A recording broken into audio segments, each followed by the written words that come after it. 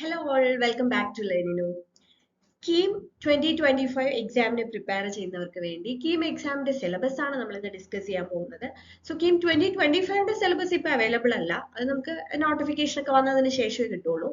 കഴിഞ്ഞ വർഷം നടന്ന കീം 2024ന്റെ സിലബസ് ആണ് നമ്മൾ നോക്കുന്നത്. ആ രീതിയിൽ നമുക്ക് പഠിക്കാം. ഒരുപാട് ചേഞ്ചസ് ഒന്നും ചിലപ്പോൾ ഉണ്ടാവണം എന്നില്ല.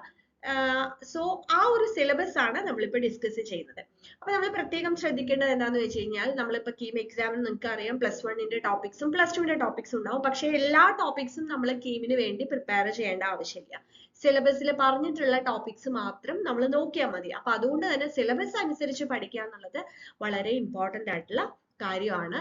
സോ നമുക്ക് ആ ഒരു സിലബസ് കൃത്യമായിട്ട് മനസ്സിലാക്കി നിങ്ങളുടെ പ്രിപ്പറേഷൻ സ്റ്റാർട്ട് ചെയ്യാം. ഓക്കെ, സോ ഇതാണ് നമ്മൾ കീം 2024 വന്ന സിലബസ് എന്ന് പറയുന്നത്.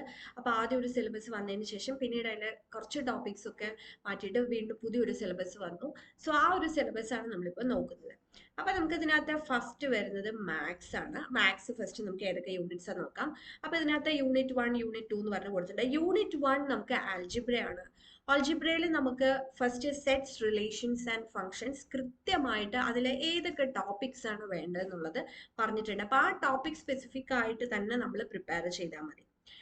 Then sets, relations and functions കഴിഞ്ഞാൽ നെക്സ്റ്റ് വരുന്നത് കോംപ്ലക്സ് നമ്പേഴ്സ് ആണ്. കോംപ്ലക്സ് നമ്പേഴ്സിലാണെങ്കിലും അതിലും ഈ പറഞ്ഞതുപോലെ എന്തൊക്കെയാണ് അതിനകത്ത് പഠിക്കേണ്ടത്, അതിൽ നമ്പറിന്റെ ഫോം, അതുപോലെ തന്നെ റിയൽ ആൻഡ് ഇമാജിനറി പാർട്സ്, അതിന്റെ റെപ്രസെന്റേഷൻ, അത് വെച്ചിട്ട് ആൾജിബ്ര, ഇതൊക്കെ നമുക്ക് കോംപ്ലക്സ് നമ്പേഴ്സിൽ വരും. നെക്സ്റ്റ് സീക്വൻസ് ആൻഡ് സീരീസ് ആണ്. അപ്പൊ അതിനകത്ത് നമുക്ക് GP, GM, അതിന്റെ റിലേഷൻഷിപ്പ് കാര്യങ്ങളൊക്കെയാണ് വരുന്നത്. നെക്സ്റ്റ് വരുന്നത് permutation, combination and binomial theorem. Next one is matrices and determinants. Matrices and ഡിറ്റർമിനൻസിൽ ഐ തിങ്ക് ഒരുവിധം ടോപ്പിക്സ് എല്ലാം തന്നെ അതിൽ വന്നിട്ടുണ്ട്. അതിന്റെ ടൈപ്സ്, ഇക്വാലിറ്റി, ഓപ്പറേഷൻസ്, അതേപോലെ തന്നെ ഡിറ്റർമിനൻസിലാണെന്നുണ്ടെങ്കിൽ അതിലും ഈ പറഞ്ഞ പോലെ തന്നെ അഡ്ജോയിന്റ് കാണുന്നതും, അതേപോലെ തന്നെ അതിൽ സിസ്റ്റം ഓഫ് ലീനിയർ ഇക്വേഷൻസിന്റെ പാർട്ടും, അങ്ങനെ കാര്യമായിട്ടൊന്നും സ്കിപ്പ് ചെയ്യാത്ത ടോപ്പിക്സ് എല്ലാം തന്നെ അതിനകത്ത് വന്നിട്ടുണ്ട്. നെക്സ്റ്റ് നമുക്ക് യൂണിറ്റ് 1 വരുന്ന ടോപ്പിക്കാണ് ലീനിയർ ഇനീക്വാലിറ്റീസ് എന്ന് പറയുന്നത്. ലീനിയർ ഇനീക്വാലിറ്റീസിലാണെന്നുണ്ടെങ്കിലും അതിന്റെ solution of linear inequality in 1 variable and its graphical representation, പിന്നെ solution of system of linear equalities in 1 variable. So ഇത്രയാണ് അതിൽ വരുന്നത്.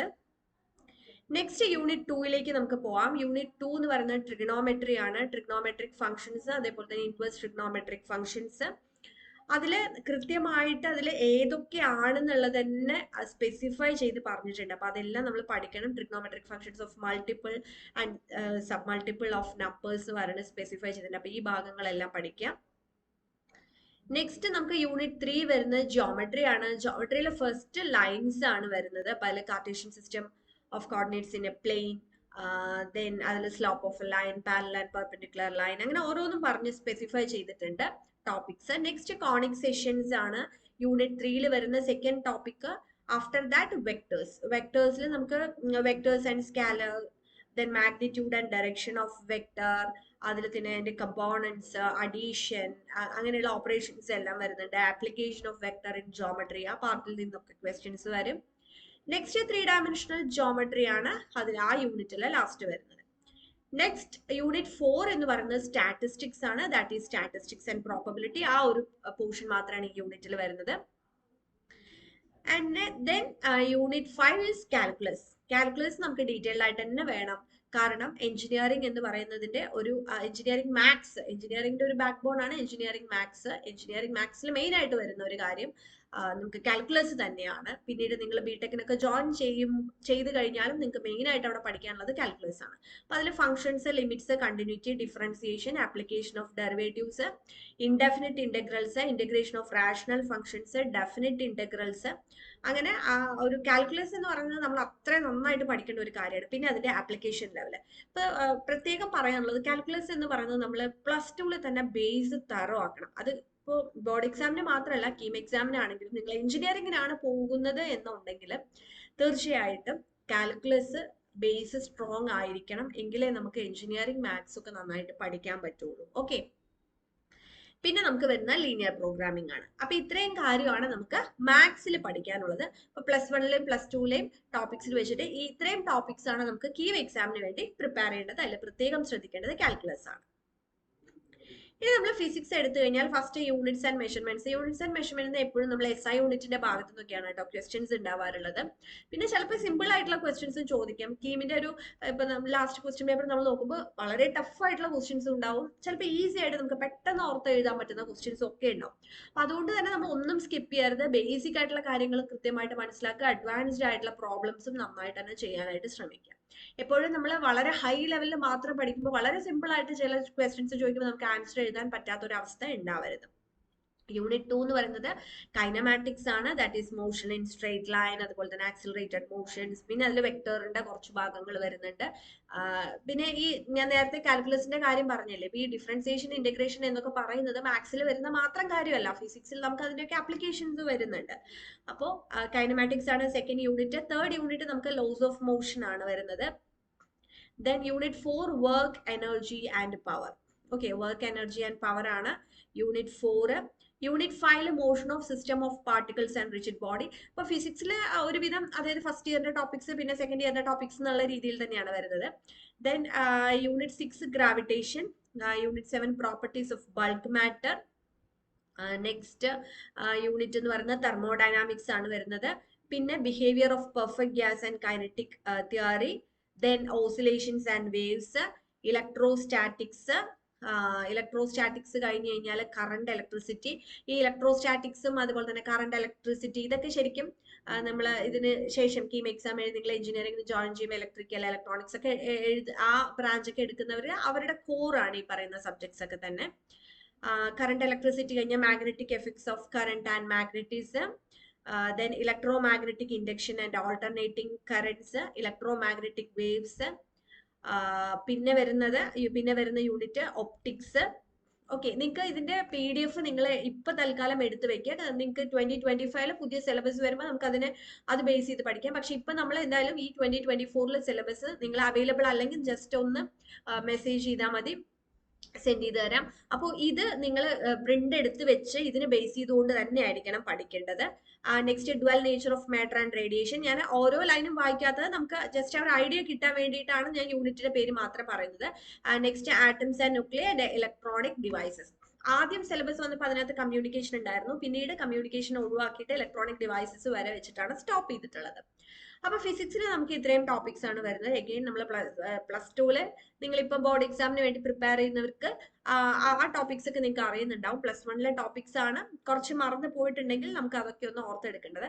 ഇനി അതല്ല നമ്മൾ റിപ്പീറ്റ് ചെയ്യുന്നവരാണെന്നുണ്ടെങ്കിൽ നിങ്ങൾ രണ്ടോ +1 +2 ഒക്കെ ഒരുമിച്ച് തന്നെ പഠിച്ചു പോവാം.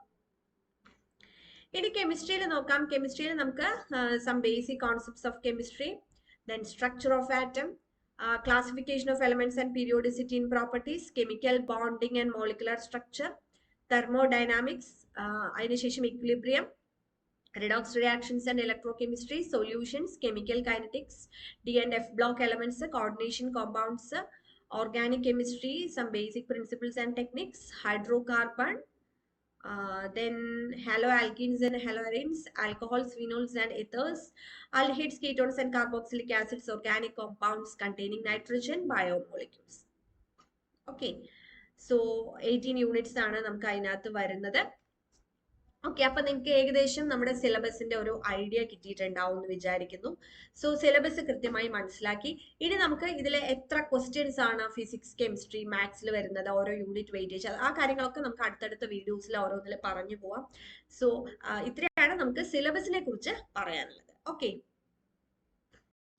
ഓക്കെ, അപ്പൊ സിലബസ് മനസ്സിലായി കഴിഞ്ഞാൽ പിന്നീട് നമുക്ക് ഇനി അറിയേണ്ടത് ഇതിന്റെ പാറ്റേൺ എങ്ങനെയാണ്, ഓരോ സബ്ജക്റ്റിനും എത്ര മാർക്ക്, അതിന്റെ വെയിറ്റേജ് കാര്യങ്ങളൊക്കെ. അത് ഞാൻ അടുത്ത വീഡിയോയിൽ കൃത്യമായിട്ട് അതിന്റെ ഡീറ്റെയിൽസ് പറയാം. കീമോ എക്സാം നിങ്ങൾക്ക് പ്രിപ്പയർ ചെയ്യാനുള്ള കംപ്ലീറ്റ് അസിസ്റ്റൻസ് നമ്മൾ ലേണിനോ പ്രൊവൈഡ് ചെയ്യുന്നുണ്ട്. നമ്മുടെ യൂട്യൂബ് ചാനലിൽ തന്നെ നിങ്ങൾക്ക് ഓരോ കാര്യങ്ങളുടെയും ഡീറ്റെയിൽഡ് വീഡിയോ നമ്മൾ തരാം. ഒപ്പം ലേണിനോ ആപ്പ് ഡൗൺലോഡ് ചെയ്ത് കഴിഞ്ഞാൽ നിങ്ങൾക്ക് പുതിയ സിലബസ് അനുസരിച്ചുള്ള കോഴ്സ്, അതായത് 2025 എക്സാമിന് പ്രിപ്പയർ ചെയ്യുന്നവർക്കുള്ള ക്രാഷ് കോഴ്സ് അവൈലബിൾ ആണ്. സോ ആ ക്രാഷ് കോഴ്സിൽ ജോയിൻ ചെയ്ത് കഴിഞ്ഞാൽ നിങ്ങൾക്ക് അതിൽ ലെക്ചർ റെക്കോർഡഡ് ക്ലാസ്സസ് ആണ്. അപ്പൊ ഏത് ടൈമിൽ വേണമെങ്കിലും കാണാം. Lectures, MCQs, PDF study materials, module wise ആയിട്ടുള്ള കമ്പൈൻഡ് ആയിട്ടുള്ള മോക്ക് ടെസ്റ്റുകൾ, കാരണം നിങ്ങൾക്ക് അറിയാം കമ്പ്യൂട്ടർ ബേസ്ഡ് ടെസ്റ്റ് ആണ്, അതുകൊണ്ട് മാക്സിമം നമ്പർ ഓഫ് മോക്ക് ടെസ്റ്റുകൾ നിങ്ങൾ അറ്റൻഡ് ചെയ്ത് കഴിഞ്ഞാൽ അതൊരു അഡ്വാൻറ്റേജ് ആയിരിക്കും. ഒപ്പം പേഴ്സണൽ മെന്ററിംഗും നമ്മൾ പ്രൊവൈഡ് ചെയ്യുന്നുണ്ട്. ഇനി ഈ ക്രാഷ് കോഴ്സ് കൂടാതെ നമ്മുടെ സ്റ്റുഡൻസിന് വേണ്ടി നമ്മൾ ചില സ്പെഷ്യൽ കോഴ്സസ് കൊടുക്കുന്നുണ്ട്. അതിന്റെ ഡീറ്റെയിൽസും കൂടി പറയാം. യെസ്, അതായത് നമ്മൾ സബ്ജക്ട് വൈസും കൂടെ കോഴ്സ് അവൈലബിൾ ആക്കുന്നുണ്ട്. അതായത് ഇപ്പൊ ഫിസിക്സ് മാത്രം മതി എന്നുള്ളവർക്ക് അത് എടുക്കാം, കെമിസ്ട്രി മാത്രം മതി അല്ലെങ്കിൽ മാത്സ് മാത്രം മതി എന്നുള്ളവർക്ക് സബ്ജക്ട് വൈസ് നിങ്ങൾക്ക് കോഴ്സ് അവൈലബിൾ ആണ്. അതുകൂടാതെ നമ്മളുടെ MCQ ആൻഡ് ടെസ്റ്റ് സീരീസ്, അതായത് MCQ ക്വസ്റ്റ്യൻസ് മാത്രം വരുന്ന കോഴ്സ്, അതിന്റെ ഒപ്പം നമ്മൾ ടെസ്റ്റ് സീരീസ് കൂടെ വരുന്ന കോഴ്സ് ഉണ്ട്. ഇനി ഇതൊന്നും വേണ്ട, നിങ്ങൾക്ക് മോക്ക് ടെസ്റ്റ് മാത്രം അറ്റൻഡ് ചെയ്താൽ മതി എന്നുണ്ടെങ്കിൽ അങ്ങനെയുള്ള കോഴ്സും നമ്മൾ ലേണിംഗ് അവൈലബിൾ ആണ്. ഇതിനൊക്കെ നിങ്ങൾ ജസ്റ്റ് ലേണിംഗ് ആപ്പ് ഡൗൺലോഡ് ചെയ്യാം, നിങ്ങൾ കോഴ്സ് നോക്കുക, നിങ്ങളുടെ ആവശ്യത്തിനുള്ള കോഴ്സ് നിങ്ങൾക്ക് ജോയിൻ ചെയ്യാം. ഓക്കെ, ഒപ്പം നമ്മുടെ യൂട്യൂബ് ചാനലിൽ നമ്മൾ അപ്ഡേറ്റ്സ് കൊടുക്കുന്നുണ്ട്. നിങ്ങൾ എക്സാം എത്തുന്നത് വരെയുള്ള കംപ്ലീറ്റ് അപ്ഡേറ്റ്സ് നമ്മൾ പ്രൊവൈഡ് ചെയ്യുന്നുണ്ട്. സോ സബ്സ്ക്രൈബ് ചെയ്യാത്തവർ ഉടൻ തന്നെ സബ്സ്ക്രൈബ് ചെയ്യുക. അടുത്തൊരു അപ്ഡേറ്റുമായിട്ട് നെക്സ്റ്റ് വീഡിയോയിൽ വരാം. Thank you.